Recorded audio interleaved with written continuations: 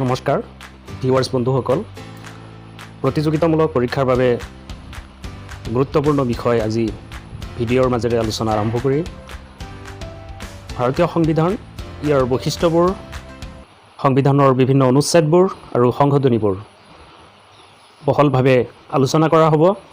আজি ইয়াৰে প্ৰথমটো ভিডিঅ' আগবঢ়ালোঁ। আশা কৰোঁ আপোনালোকে ভিডিঅ'টো চোৱাৰ পিছত নিশ্চয় লাভান্বিত হ'ব। আহক আলোচনা আৰম্ভ কৰোঁ।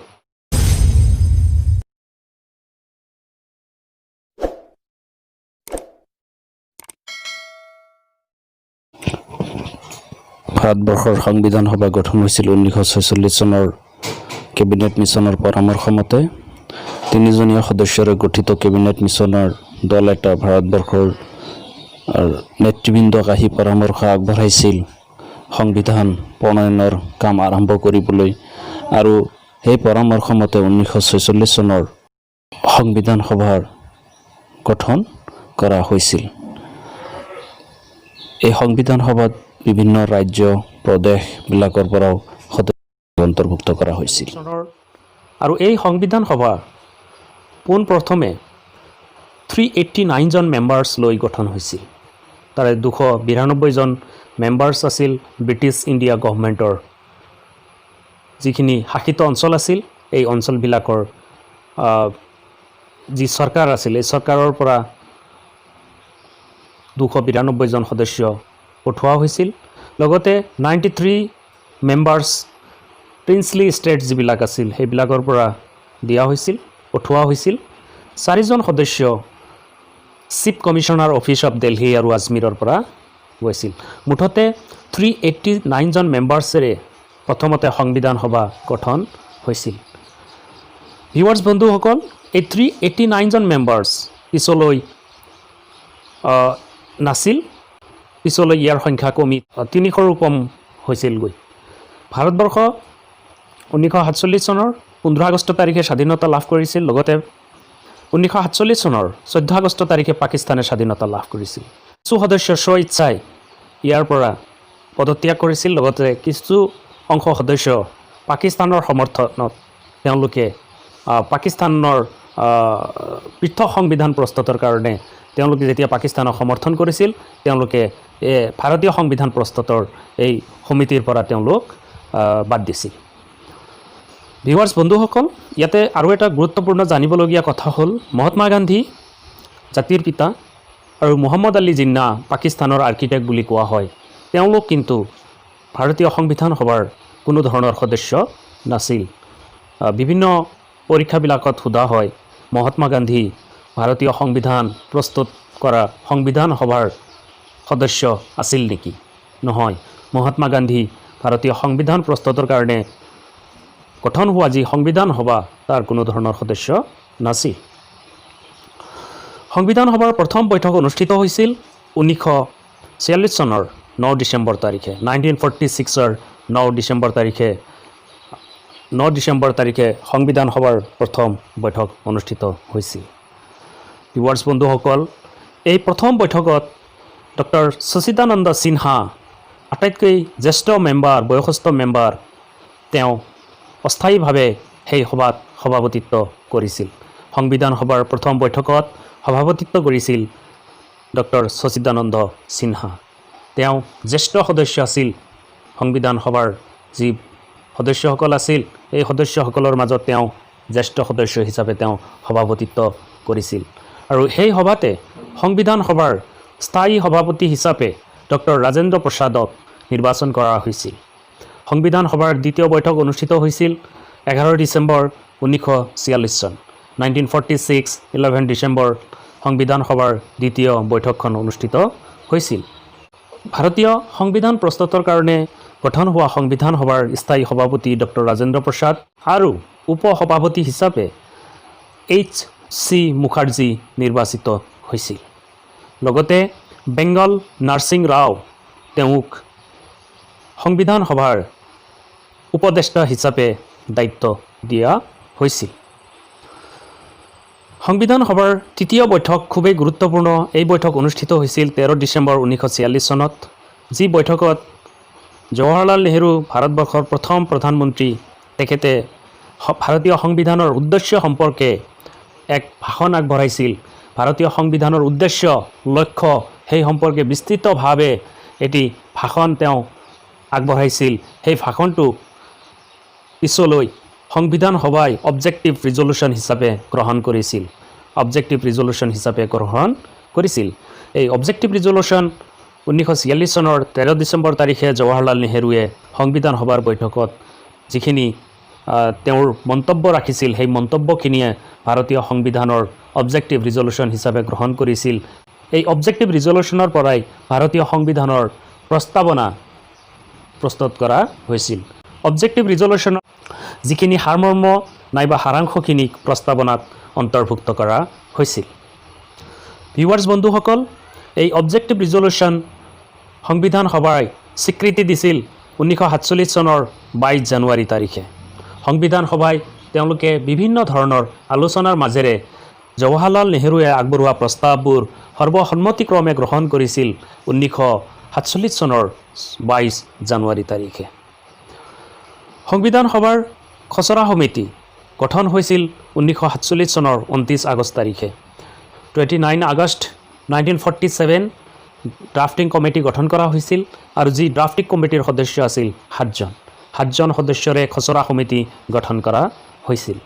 যদিও ভাৰতবৰ্ষ স্বাধীনতা লাভ কৰিছিল 1947 চনৰ 15 আগষ্ট তাৰিখে, তাৰ আগতে সংবিধান সভাৰ গঠন হৈছিল যদিও সংবিধান প্ৰস্তুতৰ কাম আৰম্ভ হোৱা নাছিল।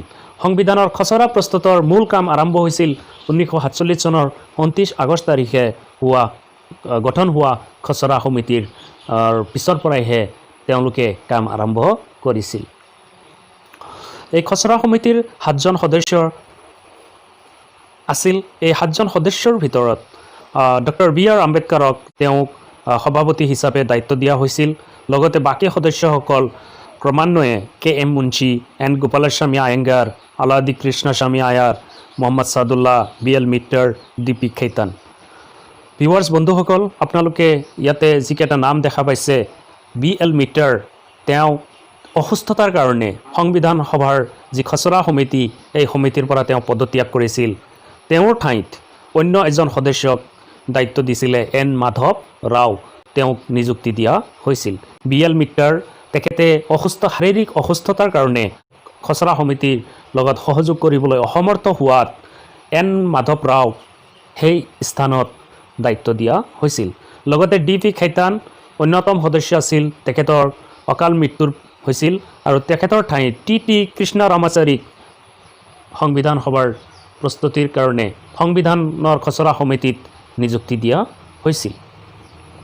ভাৰতীয় সংবিধানখন খচৰা সমিতিয়ে 2 বছৰ 11 মাহ 18 দিন সময় লৈ 26 নৱেম্বৰ 1949 চনত সংবিধান সভাৰ ওচৰত দাখিল কৰিছিল আৰু সংবিধান সভাই এইটো গ্ৰহণ কৰিছিল। 26 নৱেম্বৰক প্ৰতি বছৰে আমি ৰাষ্ট্ৰীয় আইন দিৱস, নেশ্যনেল ল' ডে হিচাপে আমি পালন কৰোঁ।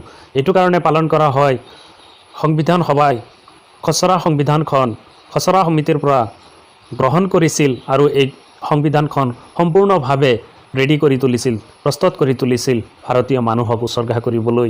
আৰু এই দিনটো আছিলে 26 নৱেম্বৰ 1949 চন, আৰু যাৰ বাবে 26 নৱেম্বৰক আমি ৰাষ্ট্ৰীয় আইন দিৱস নাইবা নেশ্যনেল ল' ডে হিচাপে পালন কৰোঁ।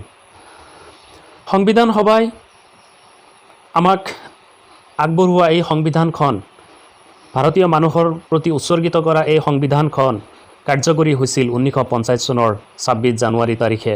আৰু যি 26 জানুৱাৰীৰ দিনটো আমি সকলোৱে ৰিপাব্লিক ডে অৰ্থাৎ গণতন্ত্ৰ দিৱস হিচাপে পালন কৰোঁ। ভিউৱাৰ্ছ বন্ধুসকল, এই সংবিধানখন প্ৰস্তুত কৰিবলৈ সংবিধান সভাৰ যি খচৰা সমিতি তথা সংবিধান সভাৰ প্ৰায় 2 বছৰ 11 মাহ 18 দিন সময় লাগিছিল। 2 বছৰ 11 মাহ 18 দিন সময় লৈ বিভিন্ন দেশৰ সংবিধানবিলাক অধ্যয়ন কৰি আৰু ভাৰতীয় যি কালচাৰেল ডাইভাৰ্চিটি আছে, জিঅ'গ্ৰাফিকেল যি ডাইভাৰ্চিটি আছে, তাৰ ওপৰত লক্ষ্য ৰাখি ভাৰতীয় সংবিধানখন তেওঁলোকে প্ৰণয়ন কৰিছিল। 6.4 মিলিয়ন ৰুপিজ এপ্ৰক্সিমেটলি খৰচ হৈছিলে, প্ৰায় 6.4 নিযুত টকা সেই সময়তে খৰচ হৈছিলে ভাৰতীয় সংবিধানখন প্ৰস্তুত কৰিবলৈ।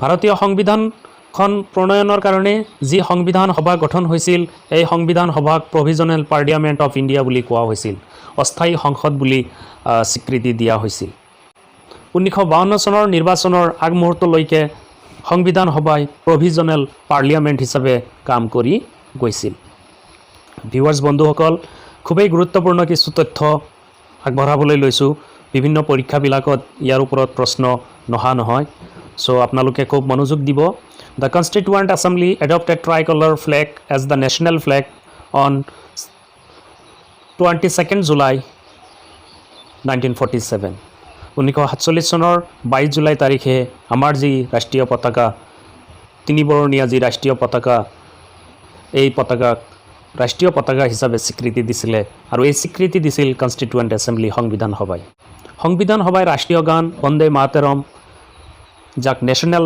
সং হিচাপে স্বীকৃতি দিছিল 24 জানুৱাৰী 1950 চনত 24 January in 1950 Vande Mataram which was written by Bankim Chandra Chattopadhyay declared as national song সংবিধান সভাই বন্দে মাতৰম গীতটোক নেশ্যনেল সং ৰাষ্ট্ৰীয় গান হিচাপে স্বীকৃতি দিছিল 24 জানুৱাৰী 1950 চনত ইয়াৰ লগতে আমাৰ যি ৰাষ্ট্ৰীয় সংগীত জনগণ মনয়ধি ৰবীন্দ্ৰনাথ টেগোৰে লিখা নেশ্যনেল এন্থেম হিচাপে স্বীকৃতি দিছিলে সংবিধান সভাই 1950 চনৰ সংগীত এই গোটেইবোৰ আমাৰ ৰাষ্ট্ৰীয় সংগীত ৰাষ্ট্ৰীয় গান ৰাষ্ট্ৰীয় পতাকা গোটেইবোৰ স্বীকৃতি দিছিলে সংবিধান সভাই আৰু এই সংবিধান সভাই লগতে আমাৰ ভাৰতবৰ্ষৰ যি নেশ্যনেল এমব্লেম ৰাষ্ট্ৰীয় চিহ্ন অশোক স্তম্ভ হৰনাথৰ যি লায়ন্স আছে যাক আমি অশোক স্তম্ভ বুলিও কওঁ ইয়াক নেশ্যনেল এমব্লেম হিচাপে স্বীকৃতি দিছিলে 26 জানুৱাৰী 1950 চনত